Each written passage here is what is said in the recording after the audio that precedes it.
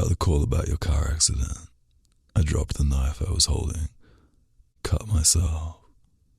Then all the blood put me into shock, and I vomited a little, so I had to hurry and bandage my hand and jump into the shower before I could drive to the hospital.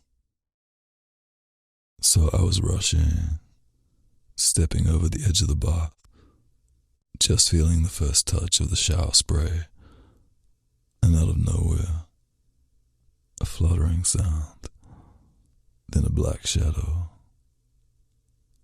Something came smashing into the side of my face. A thrush.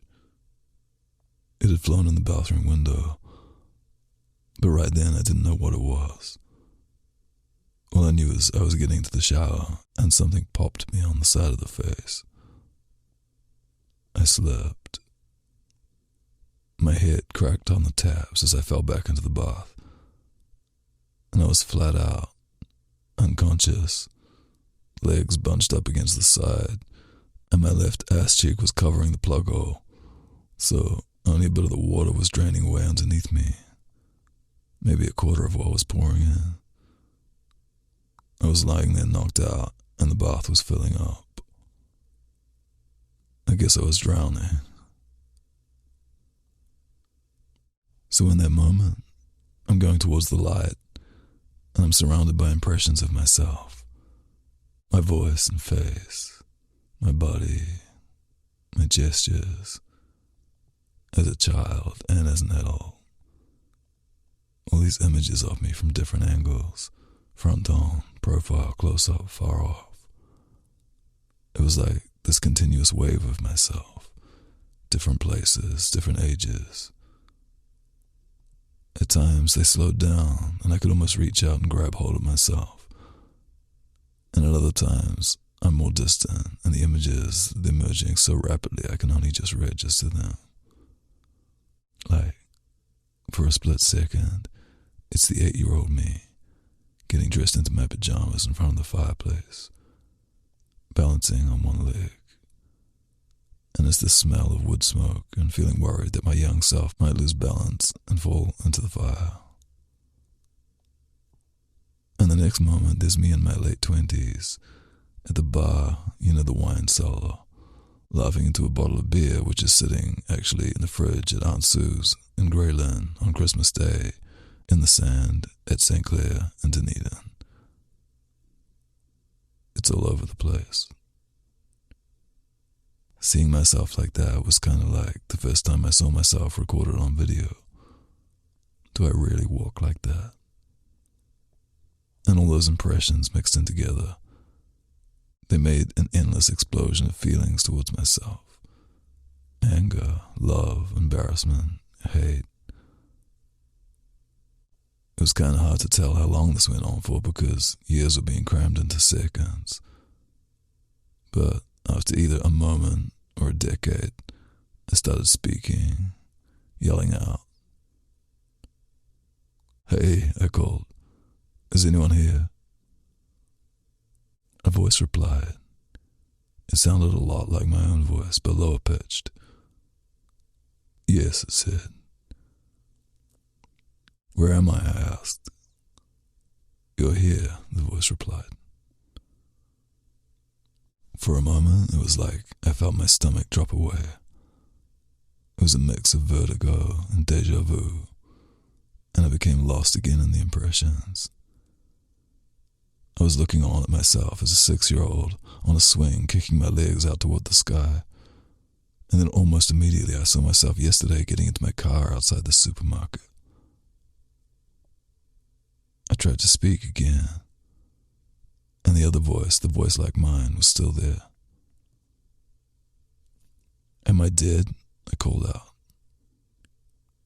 "Well," said the voice, "not completely." "Then where am I?" I said. "Who is this? Who am I talking to?" The voice was kind of bored and condescending. "You know damned well who I am." "Maybe, but I want to hear it." "Fine, you're talking to yourself." "Yeah." It was pretty obvious, really. "Where am I?" I called out. The impressions were still looping around. There I was in my early 20s watching television. There I was, at 11 years old, lifting up my bicycle off the pavement with burning red hands and a little stone embedded in my palm. "You're at the in-between place," myself replied. "The place in between what?" "Between death and death." "Like purgatory?" "Could be. I don't get it." "You're talking to yourself in the place between death and death. That's all, nothing to be frightened of." There I was, lying on the beach, placing a book over my face. "Horseshit," I said. "There's no place in between. There's really nothing here but me and all of my memories, and they've all turned transcendental or some shit." I thought I'd hit the nail on the head, but no, my other voice replied. "These aren't your memories. They're other people's memories. It's like the old saying goes, you die twice." "Fuck off with your Banksy quotes," I said. "Actually, Banksy ripped it off Irvin Yalom, and he was right. The first time you die is when your heart stops beating, and the second time when nobody remembers you anymore."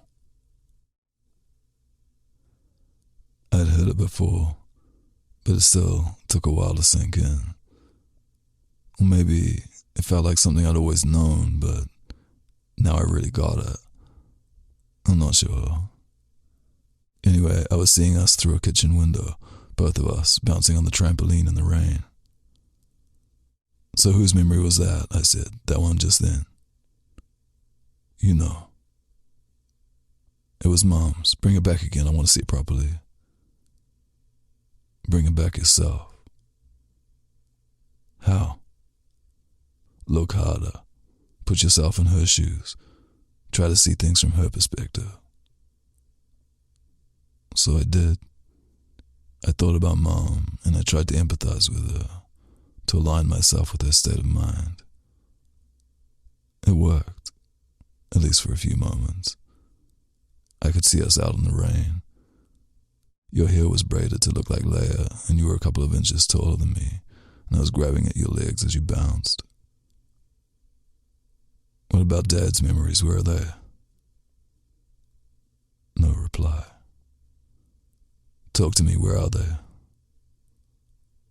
"The dead don't have memories, they're dead." Suddenly, I felt the kind of alone you feel when you wake up after a nightmare. I wanted to call you straight away, just, "Hey sis," and have one of those conversations where I don't have much reason to call you, but you tell me about the lame date you had, and we talk about our gym playlists, and make a time to catch up for a drink.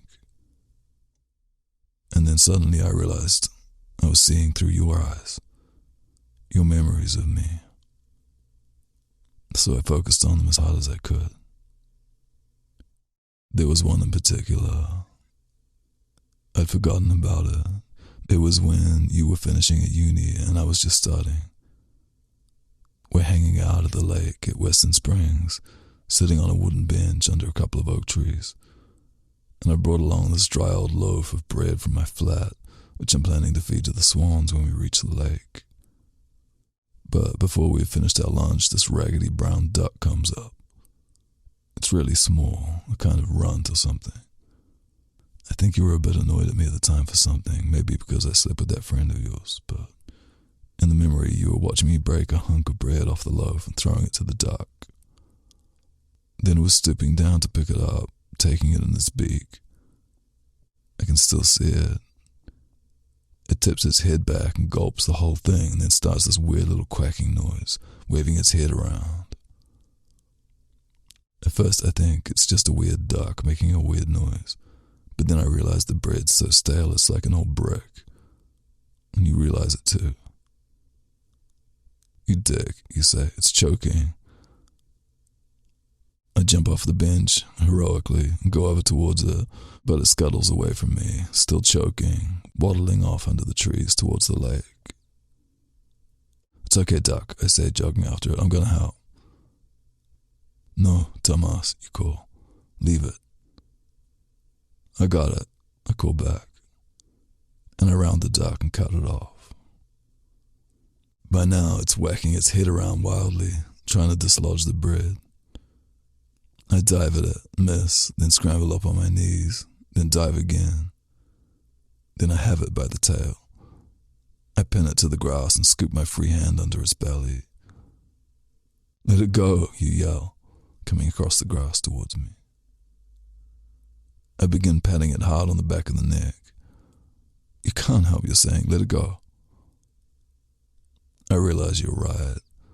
What do I think I'm gonna do, the Heimlich maneuver? So you take it off me and put it down, and the little duck stumbles off, rasping and choking as it goes. For a moment, I think it's dead, but you know better. We watch as it reaches the lake, flops in, opens its bill to drink. The water softens the bread, and a moment later it's swallowed the lump down and is paddling across the lake like nothing happened. So what does it all mean? Are you the duck? Is your car accident the bread? I don't know.